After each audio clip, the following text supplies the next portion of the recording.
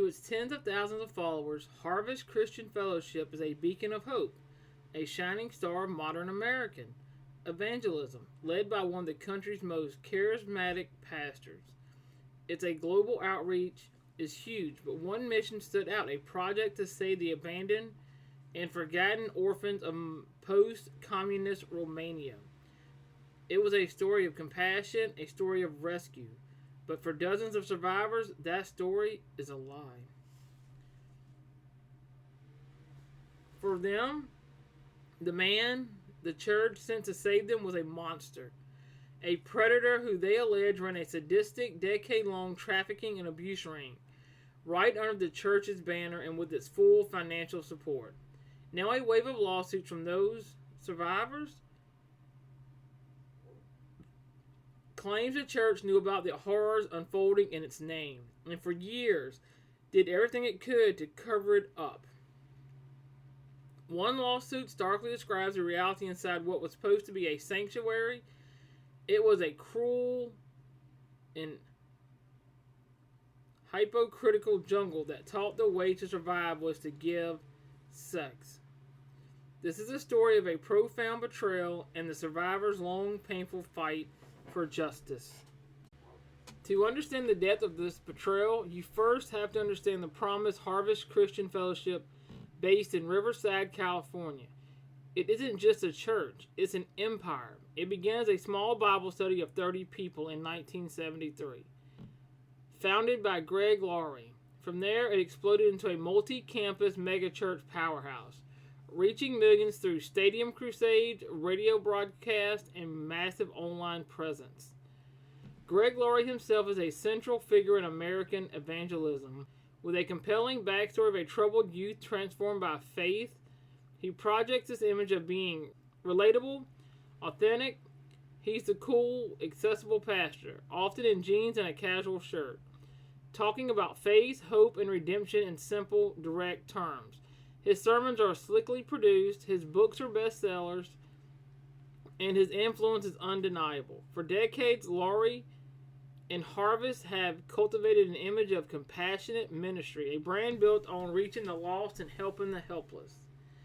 This brand of compassion really came to life in the late 1990s. The world had just seen the horrors of Romania's state-run orphanage after the fall of Nicolae Ceausescu. Images of emaciated, neglected children in filthy, inhumane conditions shocked the world. It was a massive humanitarian crisis, and countless groups, religious and secular, rushed in to help. Harvest Christian Fellowship was one of them. In 1998, after an outreach with Samaritan's Purse, Greg Laurie announced a bold new mission. They would establish and support orphanages in Romania, calling them Harvest Homes.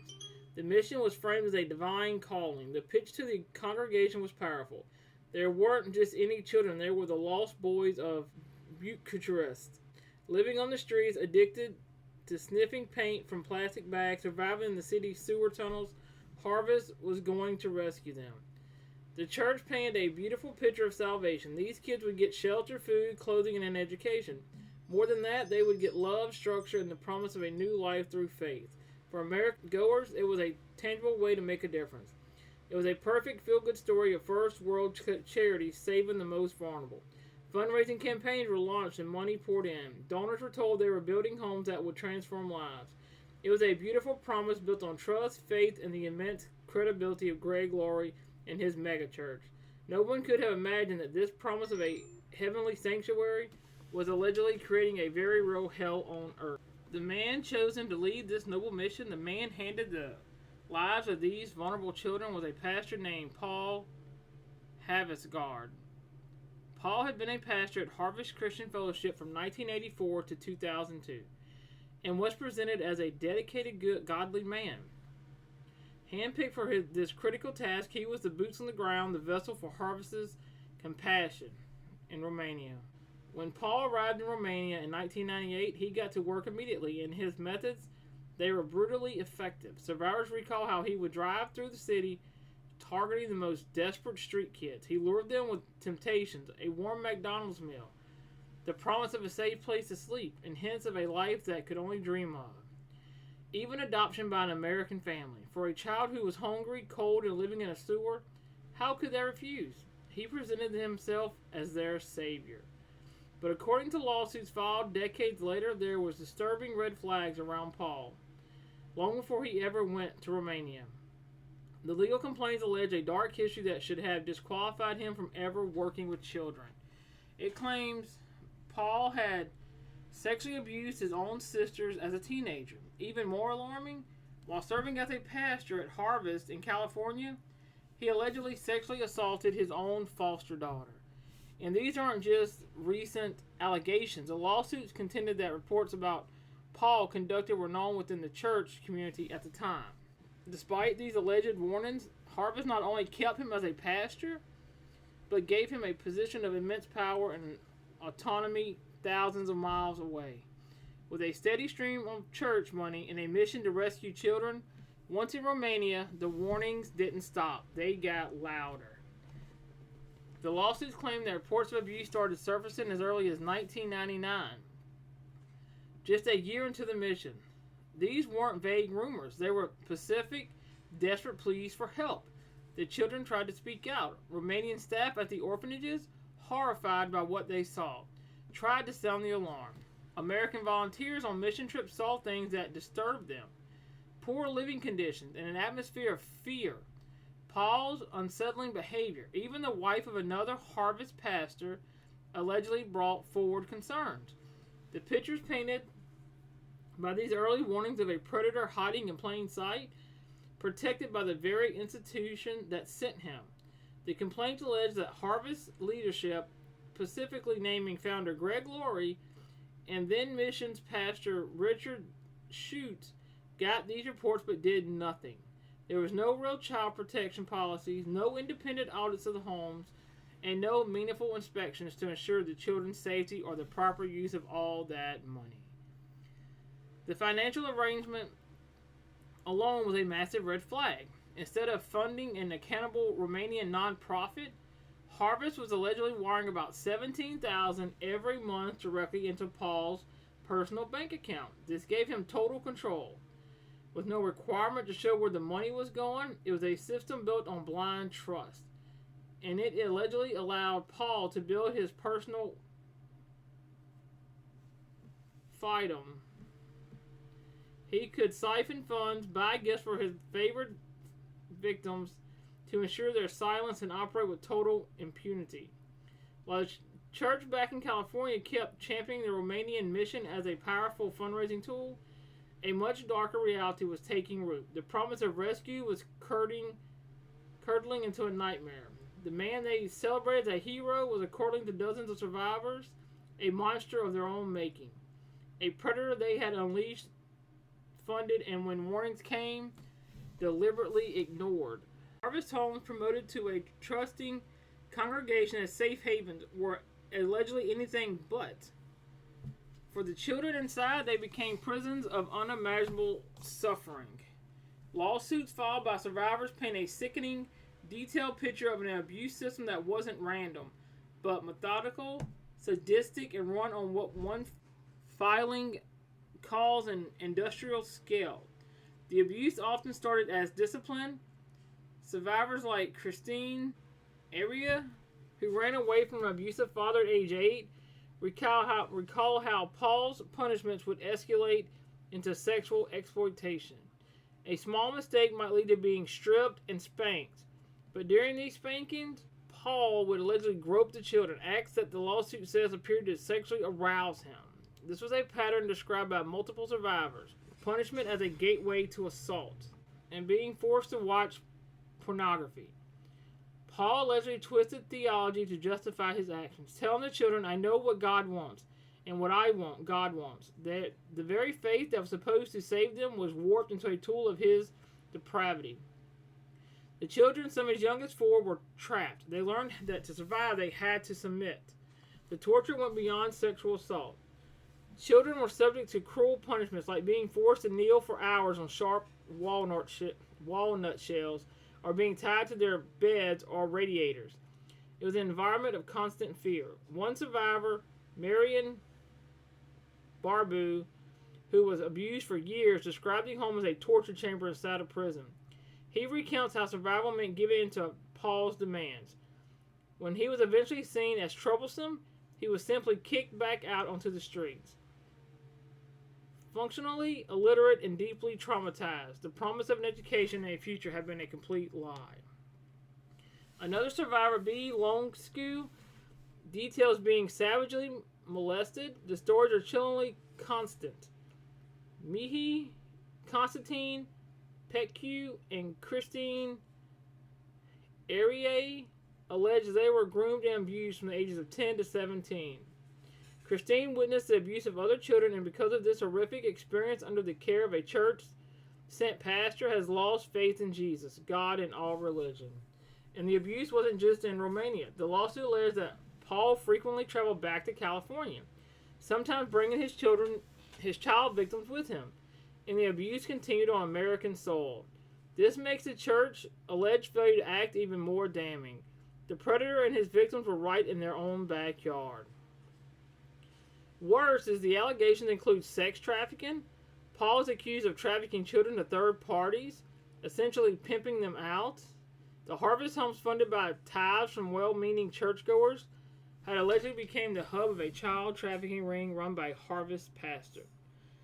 The trauma was so profound that many children resorted to self-harm with reports of cutting, swallowing chlorine, and attempting to take themselves out to escape the horror.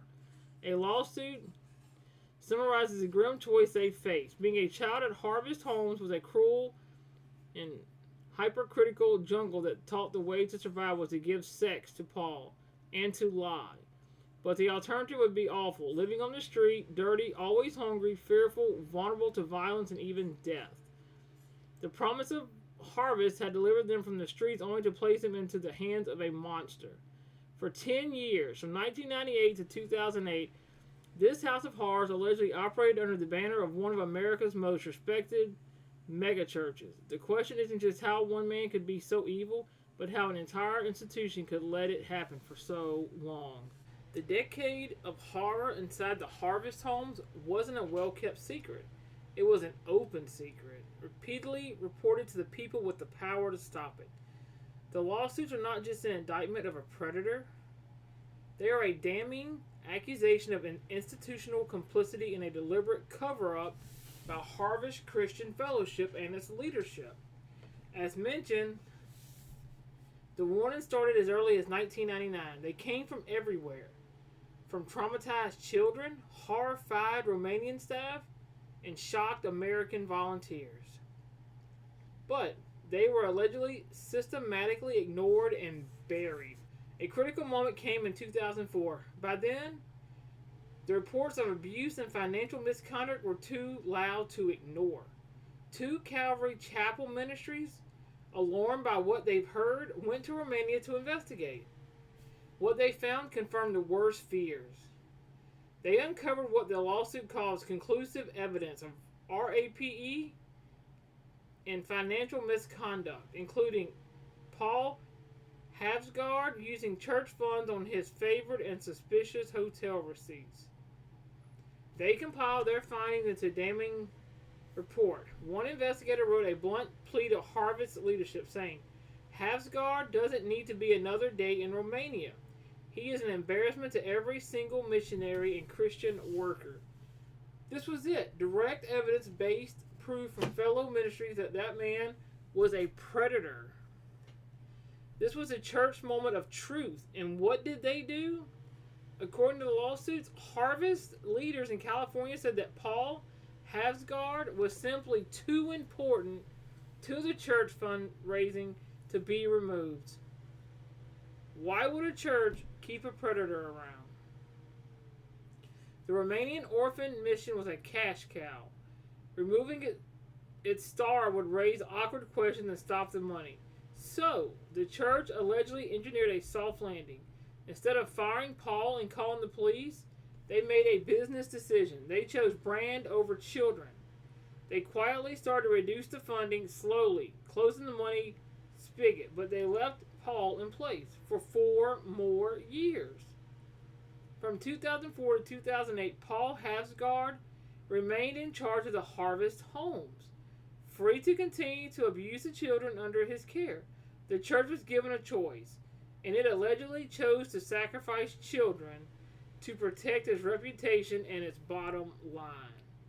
Finally, in 2008, the homes were closed. But there was no accountability. The children were thrown back onto the streets, more traumatized than ever. And Paul Havsgard, according to the lawsuits, Harvest Christian Fellowship gave the man they knew was a pedophile in a severance package worth around $200,000. It was a reward for his silence. The cover-up didn't stop there. In 2009, a full year after the homes closed and long after leadership knew about the sustained claims of rape, Greg Laurie stood before his congregation and publicly praised Paul Havsgard. Laurie landed him as a pastor who faithfully served the Lord for many years, and stunningly compared his work in Romania to Moses leading the Israelites, saying his life demonstrates the power that just one godly person can have. It was a breathtaking act of public deception. For nearly 2 decades, the church stayed silent. It wasn't until lawyers for the survivors contacted them in 2025 that Harvest Christian Fellowship finally called the police, a call that was 20 years too late. The institution that had promised salvation had delivered damnation, and then for 2 decades allegedly did everything in his power to make sure no one ever found out. The closure of the Harvest homes in 2008, it wasn't the end of the suffering. Cast back onto the streets, survivors were left to grapple with the consequences of a decade of abuse. Many were functionally illiterate, denied the education they were promised. They battled severe PTSD, depression, anxiety, addiction. For some, the only survival skill they had was sex work. A tragic lesson from the jungle Paul Havsgard created. For years, they suffered in silence, but in late 2025, that silence was broken. The first lawsuits were filed in California. It started with 2 plaintiffs, Marion Barbu and Mia Pecue, and soon became a torrent. The number of lawsuits climbed to 12. More recently, another group including 7 women also filed suit. Attorneys representing the survivors expect a total of 23 former residents to bring complaints against the church.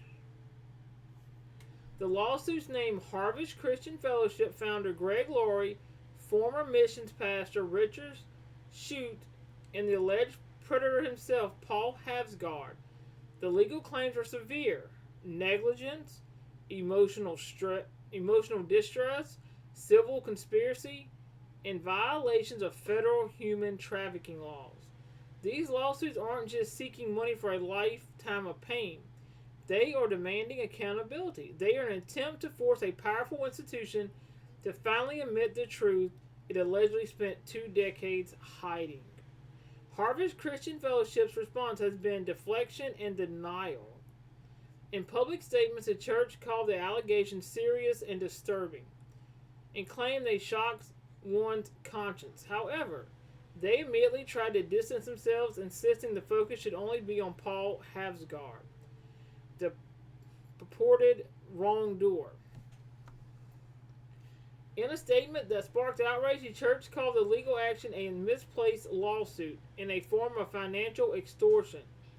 They have vigorously denied any cover-up, claiming they have cooperated with law enforcement since the survivors' lawyers contacted them. The litigation is ongoing, with the church and its leaders denying the allegations. The survivors' legal team argues that the decisions that led to the abuse, the funding, the hiring, the failure to supervise, and the cover-up were all made in California by the church leaders.